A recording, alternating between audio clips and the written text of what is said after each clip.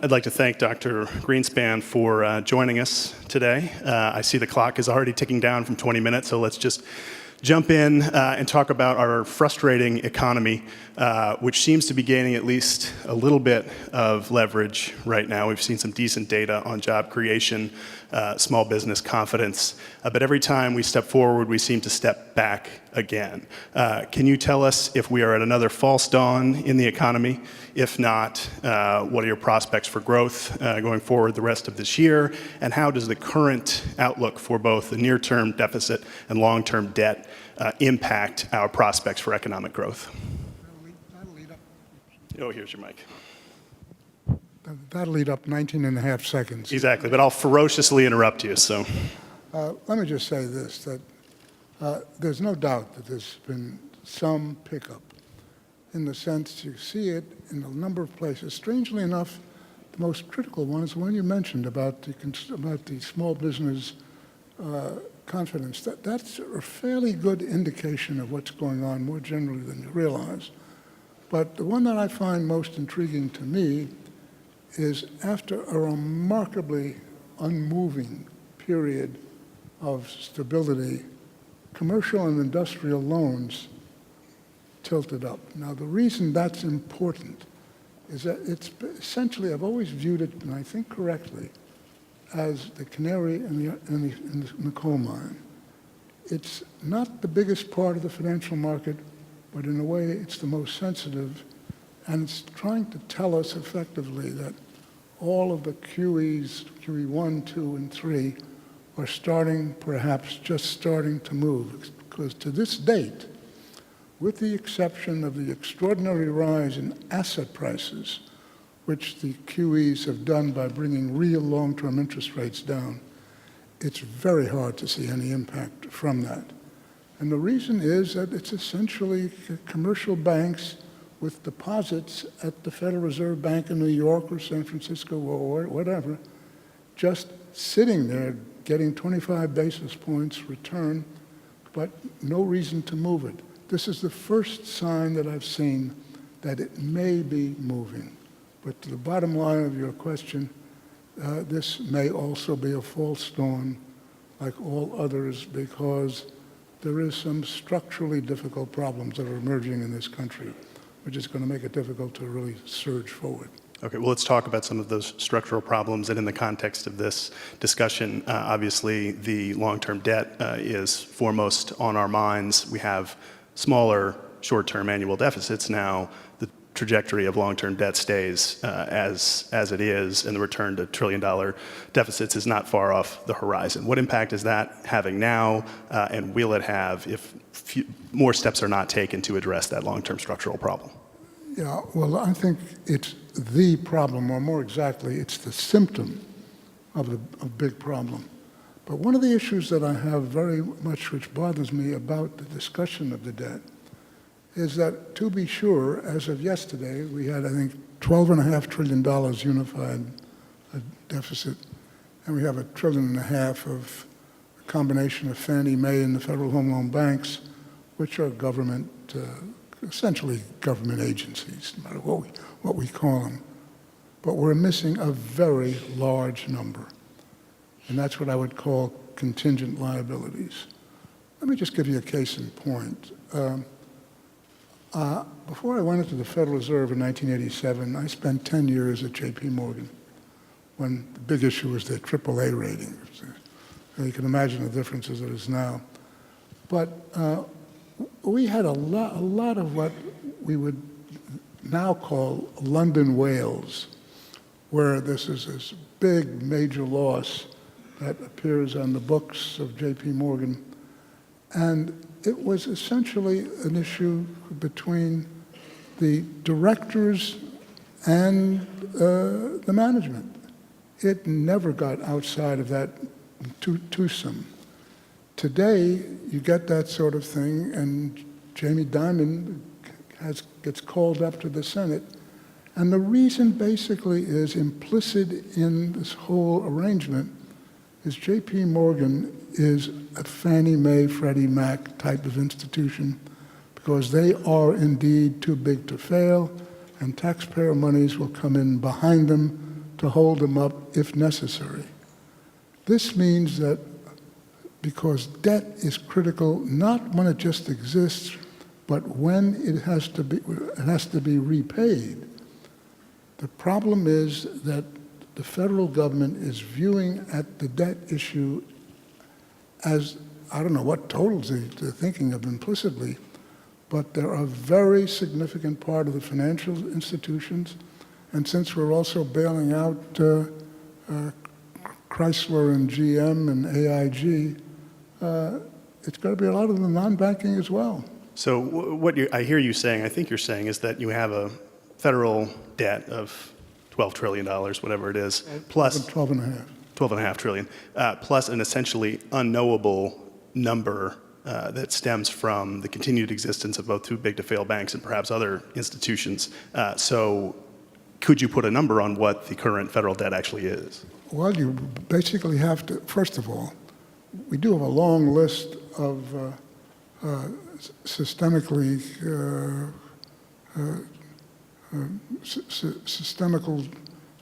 financial institutions which are too big to fail.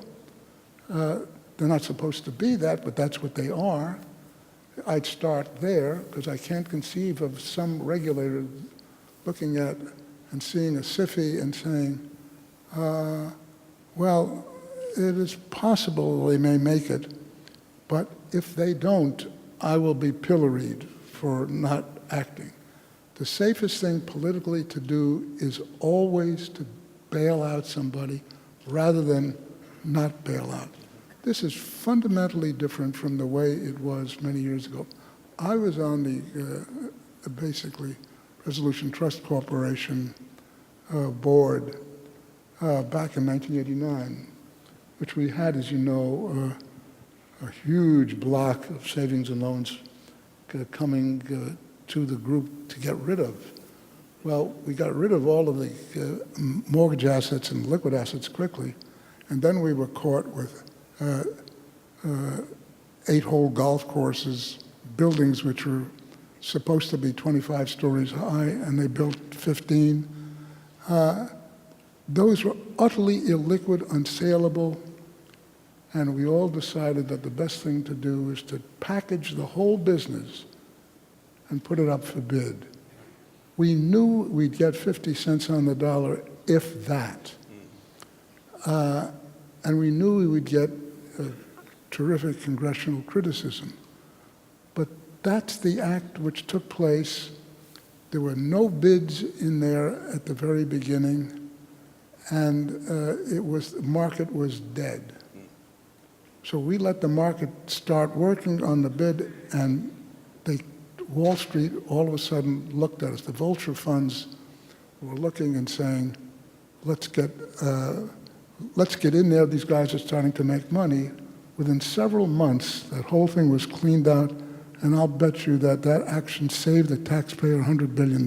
Yeah.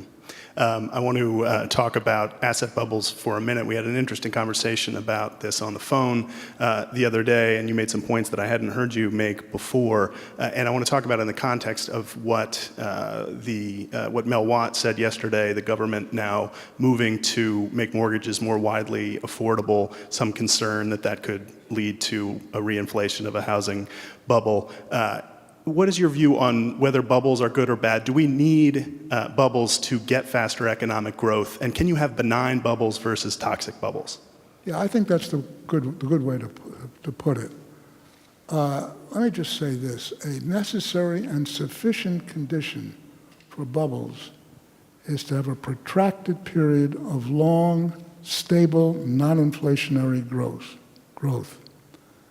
If you get that, a bubble will emerge almost certainly. But bubbles have emerged and nothing has happened. For example, the dot-com boom was a huge bubble, and like all bubbles, by definition, burst. It had very little impact on the economy as a whole. To be sure, the people who essentially had the equity positions in the high-tech stocks at the time lost a huge amount of money. But that was essentially an unlevered financial group of people, And so there was no serial contagion of defaults. And that meant that a lot of people lost money, but it had no systematic effect. We had the same thing in October the 19th, 1987, when we had this 22% decline in one day, the greatest decline in the Dow before and since. Nothing happened thereafter for the same reason, namely that the holders of the toxic assets were basically unlevered. Pension funds, 401ks, for example, mutual funds, and back at that time, households, which didn't have very much debt. When we got into the housing boom, it turns out that what we were dealing with was, yes, there was an extremely large amount of leverage. And so when the equity part of it collapsed, it brought down the house because you had basically contagious defaults. We had that also in 1929, when back then the comparable debt was the call money market. And the whole thing blew apart because it was a highly levered system. But it matters fully whether the toxic asset is held by a levered or an unlevered group of institutions or people. We have a number of audience questions coming in. I want to ask one that I'm sure is on a lot of people's minds. We've got unemployment now falling towards 6%. Is there any reason now to be concerned about inflation, even though we do not see signals of it for the most part in the incoming data? Well, you could have said that yesterday. The Producers Price Index this morning moved up significantly. The core part of it moved up. It came in as a big surprise. Now, I don't know whether or not that is other than a blip, but if inflation is beginning to pick up, it's got to start somewhere, and it usually starts the way we're looking at it. Now, I'm not forecasting inflation is about to run. I doubt it very much, but the presumption that it's no longer on the horizon, I think, is a mistake. And do you think that we will eventually, or in the near term, see more significant wage inflation? Obviously, we haven't seen a lot of it, to a lot of people's dismay. What is your view, basically, on the amount of slack that's in the labor market now and the likelihood that this wage increases that we've been hoping for will materialize in the relatively near term? Well, I think you have to ask yourself, why is it so dull? Why is that market so dull? Because I remember, you go back to the 1950s, and you had extraordinarily strong labor unions and very strong labor markets, and wages were terrific, and I should say, they were terrific, and inflationary pressures coming from them. But back then, 37 or some odd percent of the private labor force was unionized, mainly UAW, USW, and now it's down to well under 10%. There's no power in collective bargaining anymore. And aside from that, we're getting an extremely sluggish, structurally dampened economy for reasons I go into in the book that was published back in October, and paperback will be coming out shortly. But what I go into is the reasons for, that was a plug, of course. Find the book on Amazon.com. I didn't want to let that go by unacknowledged. But what we're looking at is basically the economy is moving very sluggishly. The demand for labor is quite soft. And the problem isn't, the problem, as you pointed out, it's not the unemployment, or it's not even the structure of who's working, who's not working. It's the fact that there's an extraordinarily large amount of marginally low-income workers, which are a function essentially of the slowness in economic growth. If we got growth up to 4%, that problem would disappear overnight. Yeah.